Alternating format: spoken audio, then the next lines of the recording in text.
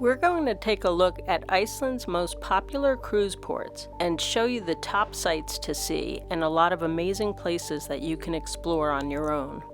The most popular cruise ports are Reykjavik, the capital of Iceland, Isafjordur, Akureyri in the north, and Seydisfjordur in the eastern region.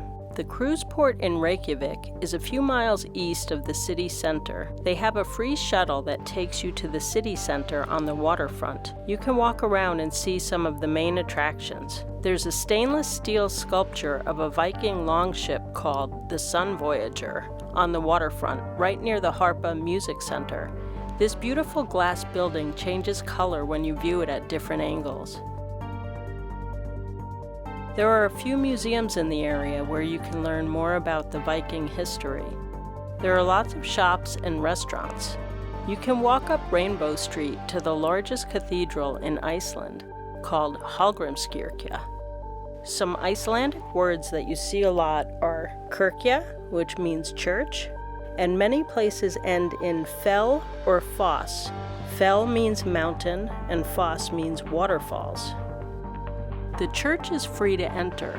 If you want to go up to the tower, there's a small fee.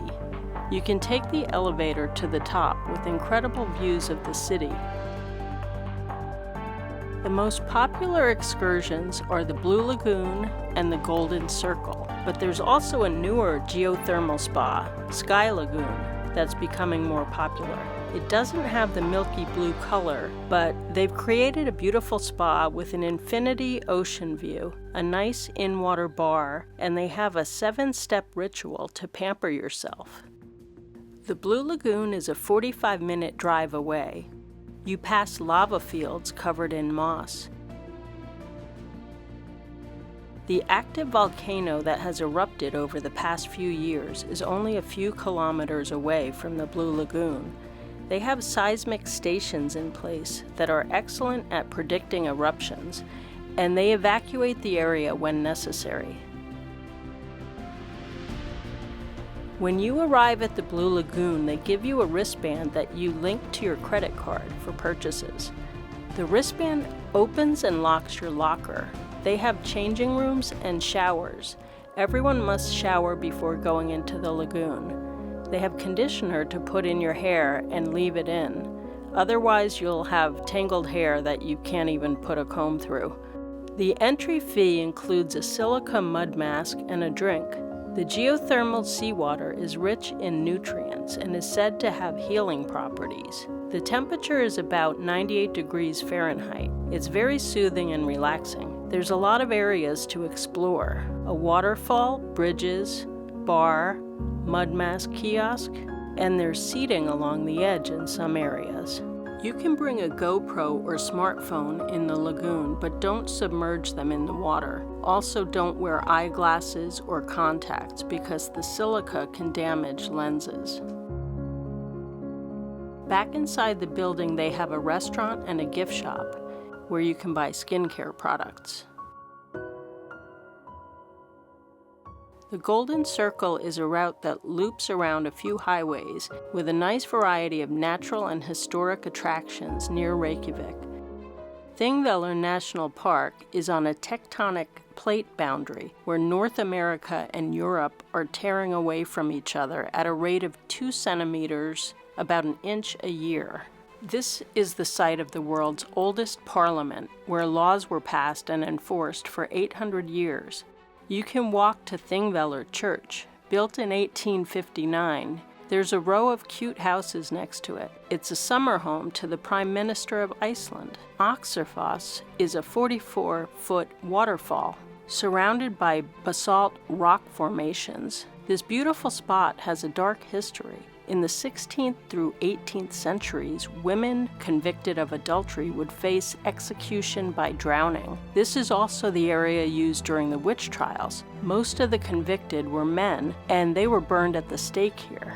Game of Thrones fans may recognize this area as well. The geyser geothermal area has a geyser that erupts every 4 to 10 minutes. Gullfoss is one of Iceland's major waterfalls. It's powerful and cascades down in 2 stages into a long crevasse below. One of the most iconic attractions in Iceland is Kirkjufells. It's 2.5 hours north of Reykjavik. It's a scenic drive. There's not a lot of cars on the road. You can stop to see Icelandic horses, churches, and sheep along the way. A lot of popular attractions are free to visit, but they charge to park, usually around $10 US or less. The currency is the Icelandic krona, but you can use credit cards and the QR codes and an app to pay for everything. You may want to download these parking apps in advance. Kirkjufells is a short walk from the parking lot. There are 3 small waterfalls with a beautiful mountain in the background. This is another place where Game of Thrones filmed. It's a great spot for photography and selfies. It's a good idea to stock up on food and drinks in the larger cities. The best supermarkets are Bonus and Kronen.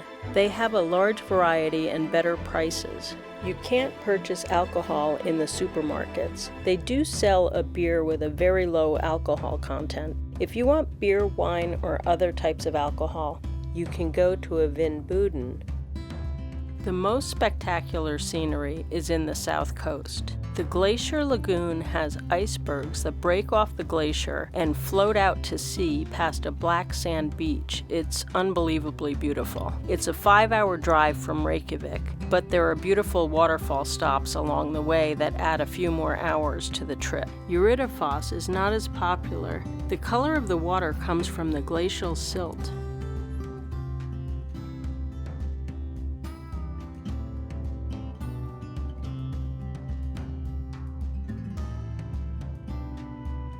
The water is cold and clean. You can drink it from the tap and from a rushing stream. It's delicious.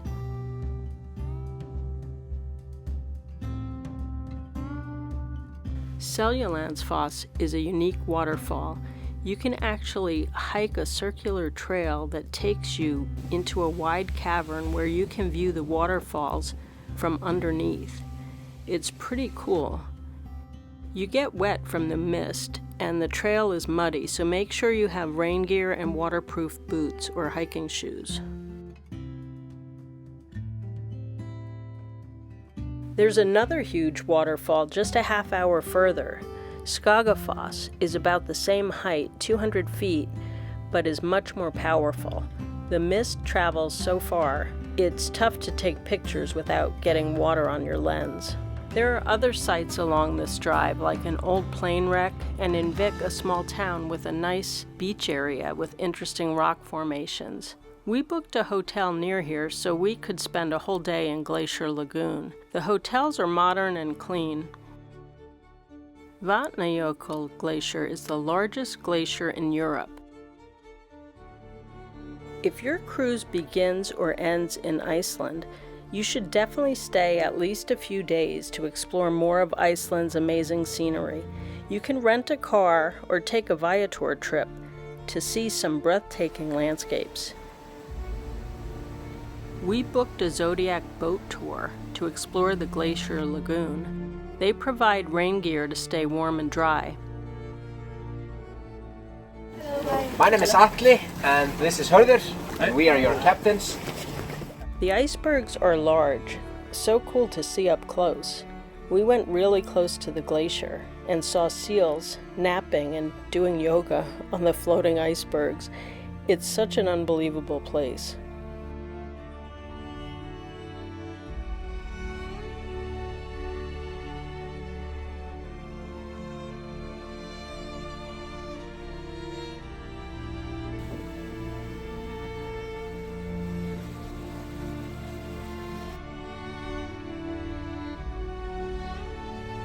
Iceland gets a lot of rain, so make sure you wear rain jackets and waterproof boots and protect your camera gear too.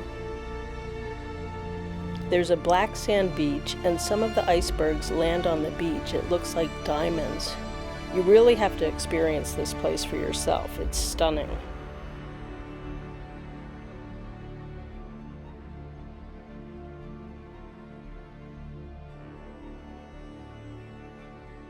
We also took an excursion into the glacier. It's about a 2-hour drive from Reykjavik to the second largest glacier in the country. They have special trucks with huge tires that can climb over the glacier. It brings you to the entrance of an ice cave with tunnels that you explore. They give you crampons to put over your boots so you won't slip. Inside the tunnel, it stays a perfect 0 degrees Celsius. It's not affected by the seasons or the weather in there.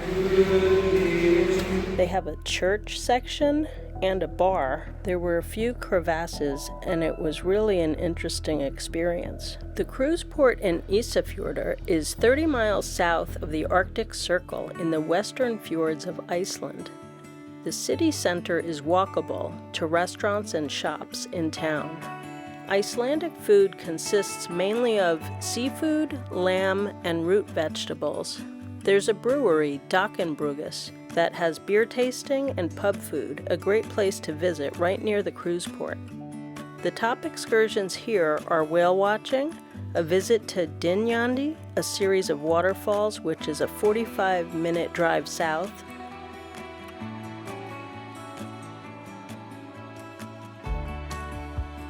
or you can take a boat ride to Vigur Island, also known as Puffin Island. There's a lot of bird life here and a large puffin colony. The best time of year to see puffins is from April to mid-August. Akureyri is the second largest city in Iceland with a population of 20,000 people. The city center is an easy 5-minute walk from the cruise port. There are taxis, tour options, and car rentals along the way. The city is vibrant with lots of shops, museums, and restaurants.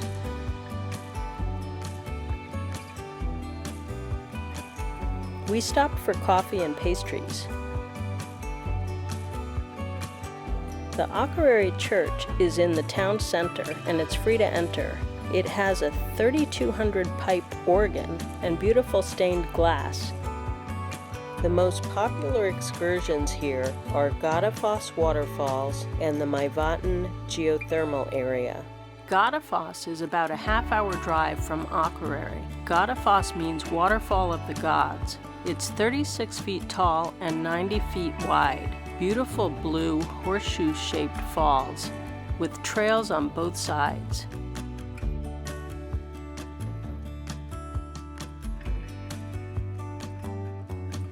Go another half-hour east to Mývatn to see the geothermal area with hot springs, boiling mud pots, and fumaroles.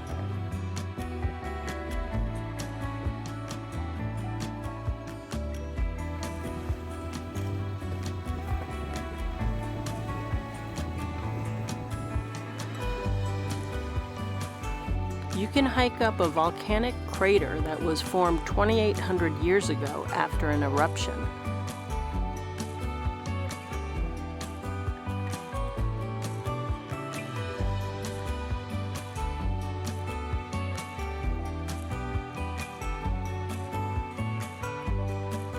And nearby is Dimmaborgir, the Black Fortress, a jagged lava field with caves and a lava castle.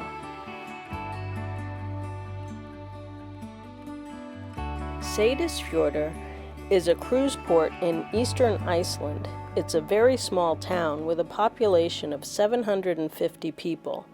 It's really cute and artsy. It's easy to walk around straight from the cruise terminal. Walk around the inlet there and you'll find Rainbow Street. It leads to a blue church. There are a few shops and restaurants. We stopped for local beers. It was awesome. There's a larger town about a half-hour inland called Egilsstaðir. They have a small airport and car rental agencies there. We drove to a remote area with gravel roads to see an amazing waterfall called Cliffbrekku. It had so many cascading pools of water that just kept going. So cool to see with a drone.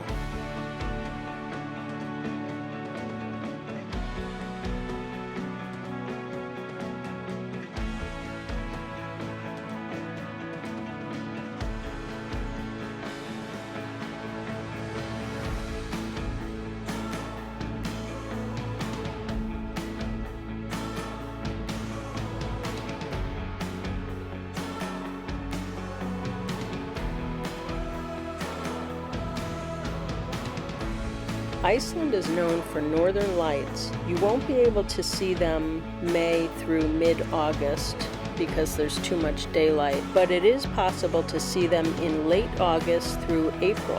To see northern lights, you should download an Aurora app on your phone and check when the solar activity is high. Iceland has so much to see, and it's a really unique and magical place. Enjoy your trip to Iceland. Cheers!